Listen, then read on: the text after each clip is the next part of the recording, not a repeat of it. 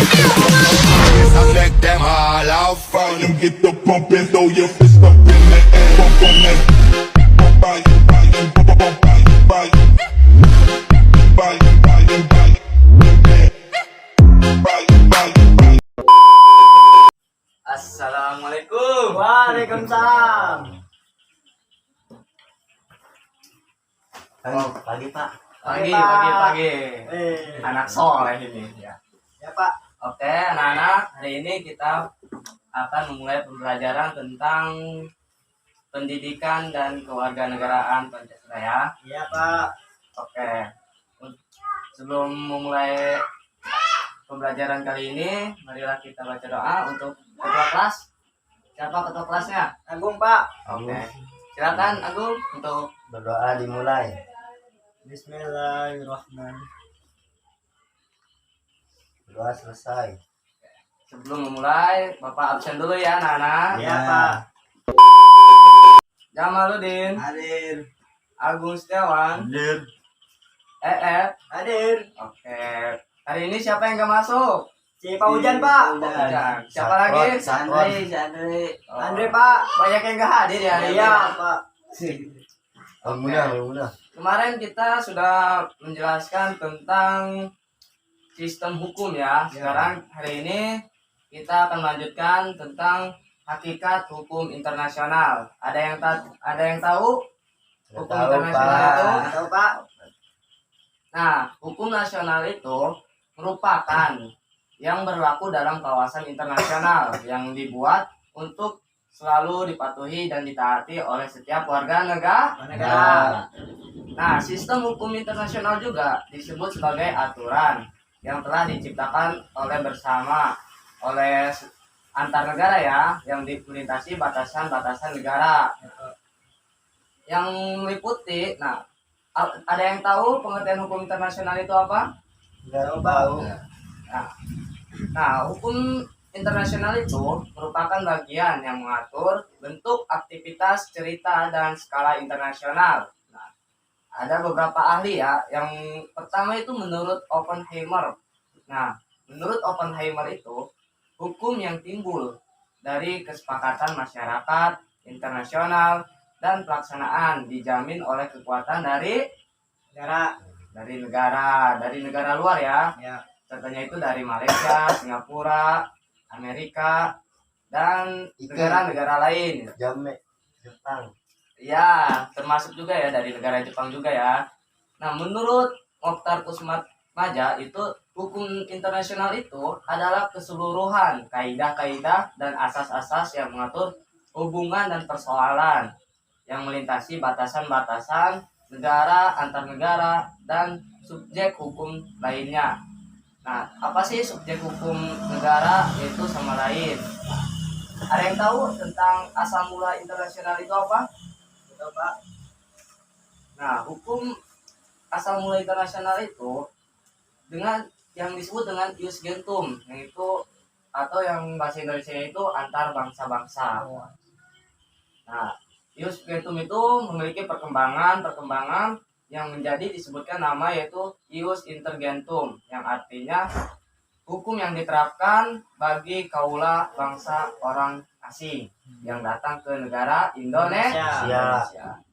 Ya, dari ius intergentum itu memiliki perkembangan juga, yaitu menjadi perkembangan droit des gens dalam bahasa Prancisnya. Nah, menurut bahasa Inggrisnya yaitu law of national atau international law. Nah, dalam bahasa Jepang yang disebut dengan Völkerrecht. Ya, yang dengan seiring berjalannya perkembangan hukum internasional itu memahami tentang hukum internasional yang dapat dibedakan menjadi dua bagian. Yang pertama yaitu ada hukum Nasional. hukum perdata internasional. Yang kedua yaitu ada hukum publik internasional. Nah, ada yang tahu hukum perdata internasional itu apa? Nah, ya udah, hukum internasional itu yang bertujuan itu untuk mengatur hubungan hukum yang terjadi antar warga negara dengan negara sendiri. Contohnya itu misalkan dari negara Indonesia bekerja di negara asing. Nah, di situ adanya hukum perdata. Misalkan pekerja Indonesia itu melakukan KW. ya contohnya itu TKW. Nah, di orang Indonesia itu dalam pekerjaan itu melakukan adanya hukum gitu, melanggar aturan hukum di negara Amerika. Dari sistem perdata tersebut, Indonesia dari negara Amerika melakukan konstitusi, yaitu melakukan rapat dengan orang Indonesia. Apakah orang TKW itu akan dihukum di Amerika atau dihukum di Indonesia? Nanti misalkan hukum di Indonesia dan hukum di Amerika sama saja hukumnya, berarti bisa dihukum di Amerika. Jika beda hukum di Amerika dengan di Indonesia, maka orang PKW itu akan dihukum di Indonesia. Oh, kebalikannya Pak ya? Ya, kebalikannya aja.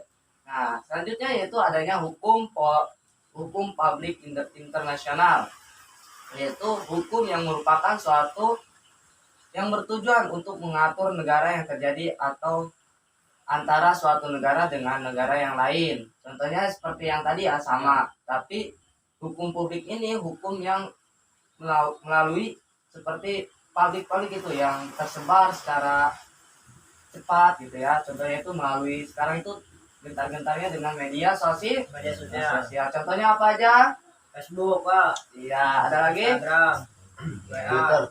Twitter ya. Jadi hukum publik internasional itu menyangkut ke alat-alat teknologi. Nah, ada lagi nih hukum internasional dalam arti modern. Ada yang tahu dalam arti modern itu apa? Tahu.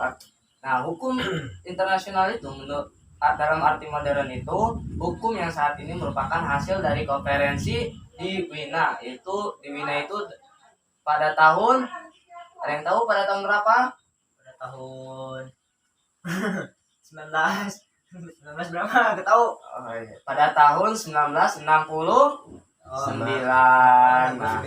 Nah, apa sih hasil dari konferensi dari Wina itu? Ada yang tahu? Gak tahu Pak. Nah, dari konferensi Wina itu ada dua. Itu adanya satu hukum tertulis. Yang kedua yaitu hukum tidak tertulis. Nah, dari hukum tertulis itu mencantumkan adanya tiga, yaitu hukum internasional hanya memiliki ruang lingkup perjanjian-perjanjian antar negara. Nah, contohnya negara Indonesia berjanjian dengan negara Amerika tentang perekonomian di Indonesia. Contohnya itu tentang ini ya, pertanian ya, yang diekspor ke negara asing gitu. Yang kedua itu ada menghasilkan perjanjian tertulis yang terkenal dengan nama Vienna Convention on the Law of Trades. Yang kedua itu adanya suatu perjanjian internasional tertulis yang tunduk pada berbagai ketentuan hukum kebiasaan internasional dan jurisprudensi atau prinsip-prinsip hukum umum ya. Yang dari yang ketiga ini melakukan perjanjian internasional yang tertulis. Nah, contohnya itu negara Indonesia perjanjian dengan negara Arab ya, yang memiliki perjanjian. Nah, perjanjian itu dengan catatan yang tertulis. Contohnya negara Indonesia yang ingin umroh, naik haji, itu kan harus adanya dokumentasi. Nah, yang selanjutnya itu adanya hukum tidak tertulis.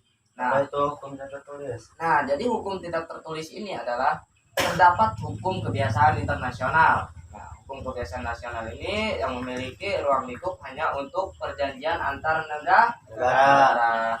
Yang kedua itu adanya berbagai perjanjian yang terjadi antar negara dengan subjek hukum lain, yaitu adanya suatu pengaturan seperti perjanjian antar negara dan organisasi-organisasi internasional. Yang ketiga itu terdapat perjanjian tidak tertulis, yaitu International Agreement Not in Return From, yaitu Perancis berjanji dalam Mahkamah Internasional di Den Haag itu lagi melakukan percobaan nuklir sejenis, dan apabila ingkar janji maka negara lain berhak memprotes dan menuntut Prancis. penuntutnya. Nah, apa sih dari percobaan nuklir ini? Contohnya itu dari nuklir, contohnya itu perperangan antar negara. Nah, itu kan harus melakukan adanya perjanjian, perjanjian antar negara. Nah, jika perjanjian itu ada yang diingkari dari sebuah perjanjian, maka dari negara-negara lain akan timbulnya akibat-akibat dari ledakan nuklir tersebut, yaitu akan membahayakan warganya sendiri. Nah, yang keempat itu adanya asas-asas hukum internasional. Apa sih asas hukum internasional itu? Ada yang tahu? Coba.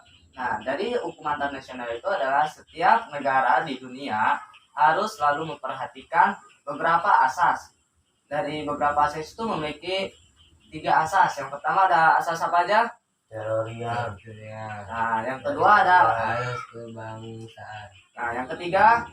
Asas Keberagaman umum. kepentingan umum. Nah, yaitu ada yang asas teritorial. Nah, ada yang tahu dari pengertian asas teritorial itu apa? Tahu. Nah, dari asas teritorial itu berdasarkan kekuasaan suatu negara atas daerahnya sendiri.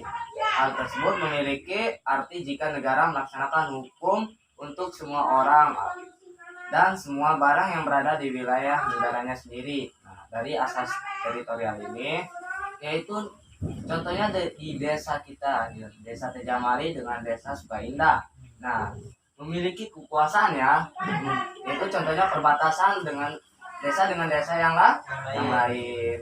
Nah, jika dari kedua desa itu memiliki arti yaitu melaksanakan hukum, dari desa Tejamari memiliki hukum apa gitu, dari desa Sukaindah memiliki hukum apa. Jadi mereka itu keduanya saling memiliki antar hukum. Nah, yang kedua itu adanya asas kebangsaan.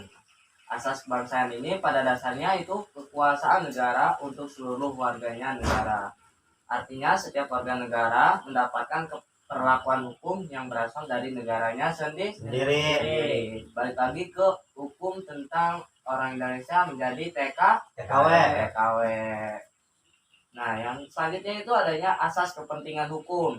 Dari asas kepentingan hukum itu, pada wewenangnya negara memiliki tugas untuk melindungi dan mengatur berbagai bentuk kepentingan yang berada dalam kehidupan masyarakat. Nah, apa aja tujuan yang dari asas hukum internasional itu? Ada yang tahu? Nah, dari tujuannya itu adalah setiap negara tidak dapat melakukan berbagai bentuk ancaman dalam bentuk agresi terhadap suatu keutuhan. Yang kedua itu setiap negara seharusnya dapat menyelesaikan bentuk masalah yang dilakukan secara damai. Nah, yang selanjutnya itu ada setiap negara tidak dapat melakukan berbagai bentuk tindak intervensi. Yang selanjutnya itu negara memiliki kewajiban untuk menjalin berbagai bentuk kerjasama dengan negara lain yang didasarkan pada piagam PBB. Ada yang tahu dengan perjanjian antar negara di bidang PBB? Coba.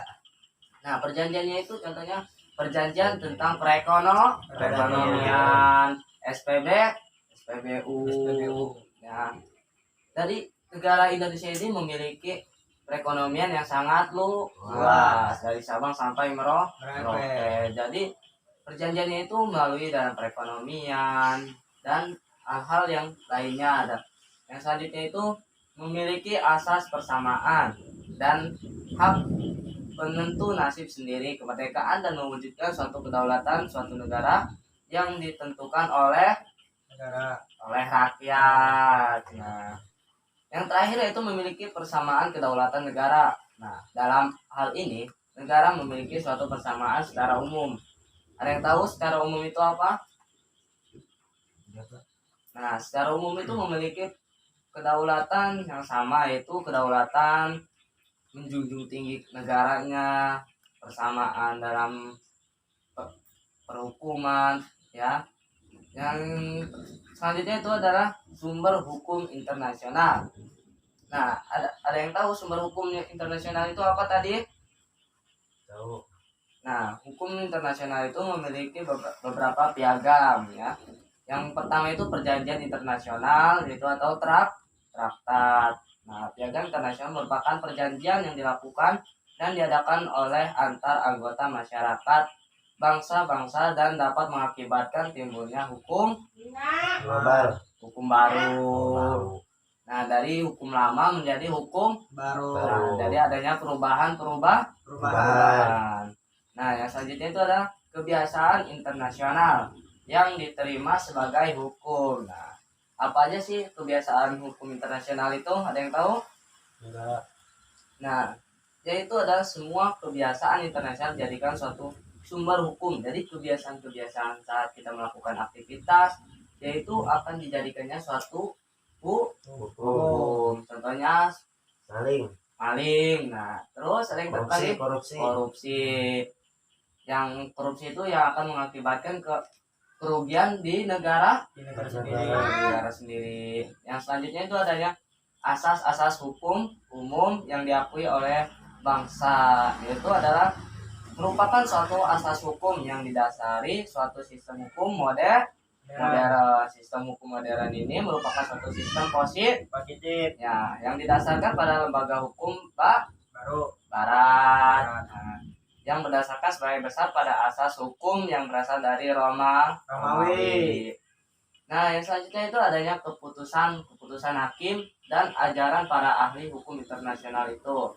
Nah, menurut para ahli hukum internasional merupakan suatu sumber hukum yang tambah atau subsidiar yang artinya dapat dipakai untuk membuktikan kaidah hukum internasional tentang adanya suatu persoalan yang memiliki dasar pada sumber hukum primer atau utama, yaitu perjanjian internasional. Nah, termasuk Mahkamah Konstitusi, yaitu ajaran para ahli hukum internasional itu tidak memiliki sifat yang mengikat, yang artinya tidak dapat menimbulkan suatu kaidah hukum. Nah, ada yang tahu tentang subjek hukum internasional itu apa aja? Nah, ya, subjek hukum internasional itu yang pertama adanya negara. Yang kedua adanya tahta suci. Yang ketiga Palang apa? Palang merah. Nah, adanya palang merah Indonesia. Yang keempat yaitu adanya organisasi. Yang kelima nah, adanya perorangan ya. Yang terakhir yaitu adanya pemberontakan dan pihak dalam sengketa. Nah, kita dapat ketahui pula ya dari subjek hukum internasional itu adanya berbagai pihak yang membawa suatu hak dan kewajiban hukum dalam panca pergaulan internasional, yang termasuk adanya tadi yang sudah disebutkan yaitu negara, yaitu yang sudah diakui sebagai subjek hukum internasional. Nah, yang dibuktikan sejak adanya suatu hukum internasional. Bahkan hukum internasional itu disebut dengan hukum antar negara. Yang kedua itu adanya tahta suci. Nah, tahta suci itu adalah berada di Roma, Italia. Yaitu Paus bukan saja berbagai kepala gereja, tetapi juga memiliki kekuasaan duniawi.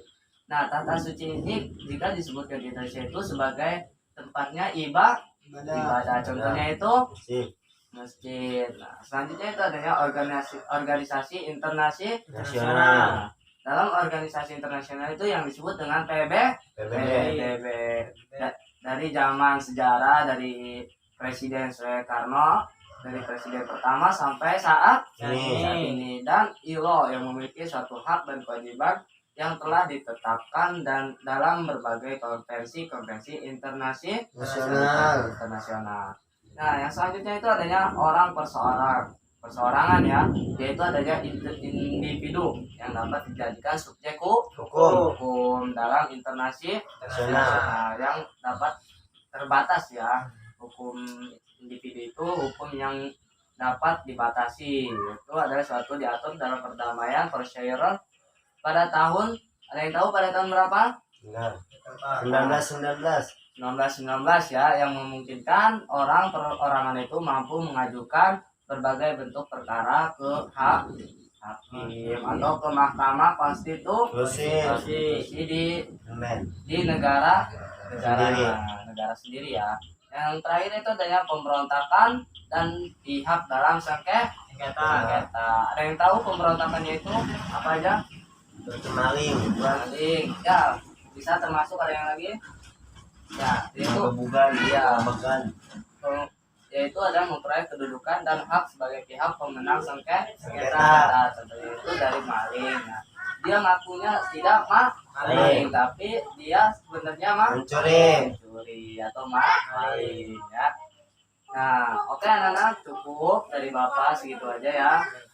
Besok kita akan adanya UTS. Nah, Bapak harap pelajaran Bapak ini mendapatkan nilai-nilai yang bagus, baik. Nah, mengenai UTS ada yang ditanyakan? Soalnya berapa, Pak?